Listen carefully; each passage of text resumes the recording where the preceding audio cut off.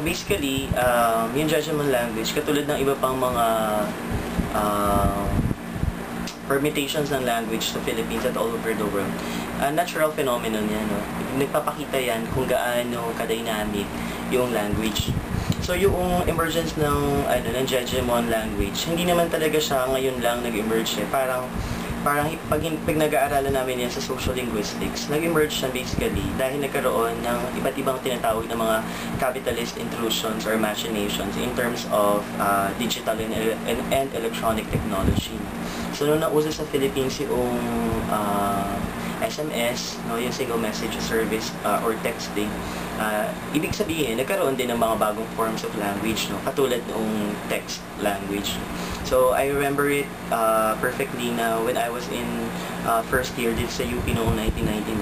Pinag-aaralan pa lang noon, time na yon ng mga academics, no, yung mga linguists, ganyan, social linguists, yung text language. So, kung makikita natin, nung nagkaroon ng concept na hindi na lamang yung mga well-off or yung may kayang bumili ng mga mahal na technological gadgets such as cellphone, yung nakakagamit ng cellphone, nagkaroon din ng pagkakataon at ng karapatan yung mga iba pang mga sectors ng ating lipunan, lalo na yung mga lower classes, na gumamit noong text. So, ibig sabihin, dahil na-democratize yung technology, nagamit din siya ng iba't ibang social classes sa Philippines at hindi na lang siya parang na-monopolize or naiwan lamang sa paggamit ng mga middle class at upper class.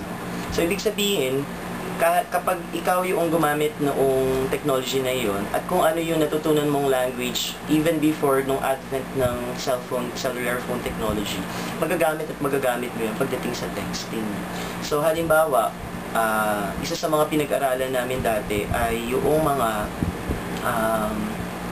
estudyante tsaka mga masses ng people na nagmumula sa mga regions. No? So, ibig sabihin, ang ginagamit nilang language ay regional language, so Cebuano, Kapampangan. Tapos sa texting, nagagamit nila yon. Nagbinisaya kita pag sa texting sa pagitan ng dalawang waray o sa Marnon, Leytenon, ganyan. No? So, ibig sabihin, ganun nagagamit yung technology. No? So, itong advent ng use ng Jejemon language, pag tingnan mo yung Jejemon language, actually, parang halo-halo lang naman siya na small caps, all caps, ganyan. Tapos, iba't ibang mga emoticons, diba? Na basically, para lang siyang development ng texting language as we learned it doon sa digital and electronic technology ng cellphone dati. No? So, hindi naman talaga nakakapagtaka na mayroong Jejemon language. No? So, ibig sabihin, dahil ang lengguwahe ay taga-bit-bit ng ating culture at ng ating mga kaisipan o ideolohiya, ibig sabihin, nagagamit din natin yun at nalalagay natin yun doon sa Jeje language na yun. So, ibig sabihin, yung Jeje language ay para lang din siyang texting language. No? Except that, ang bit-bit na niyang culture ay yung culture ng mga social classes na parang na-stereotype natin na gumagamit itong Jeje language. No? At syempre, hindi lang naman yung language. For example, may mga, nung nag-picture ako nitong election, pinost ko siya sa Facebook. Meron ako estudyante, nag-comment siya, sabi niya, di random pictures lang yun eh. Tapos may nakita lang siya doon na sombrero or cap, no, baseball cap, na yung design niya ay parang rainbow, ganyan. So sabi niya, and there's a Jeje cap, no? Ibig sabihin, ay, merong Jeje cap, ganyan, no? So ibig sabihin, kung titignan mo, ina-associate yung Jejemon doon sa dati nang tinawag na mga Jologs, no?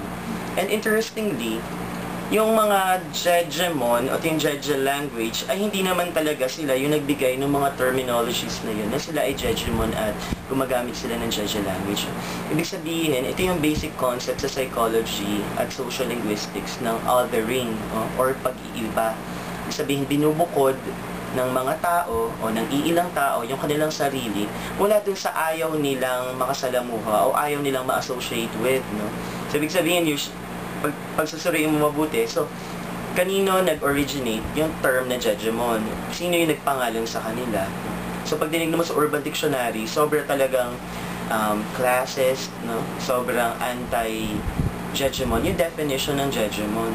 When in fact, pag i-define mo yung Jejemon at tatanungin mo yung mga Jejemon kung Jejemon sila, dati, sabihin nila, hindi naman namin alam na Jejemon kami. Kayo lang yung nagsabi. So, matagal na silang gumagamit ng Jeje language. No? Ibig sabihin, hindi Jeje language yung tawag nila doon, kung hindi, language lang na precisely no, na na-create nila out of relationship, pakikisalamuha doon sa iba pang mga part ng kanilang social class. And usually, these are the lower middle class and lower classes na gumagamit nito. Pero maraming estudyante na gumagamit yan. Parang ngayon lang nagkakaroon ng, ayoko nang gamitin yung Jeje language kasi parang stereotype na siya bilang isang mababang, quote-unquote, mababang uri ng lingwahe. When in fact, ay hindi naman dapat.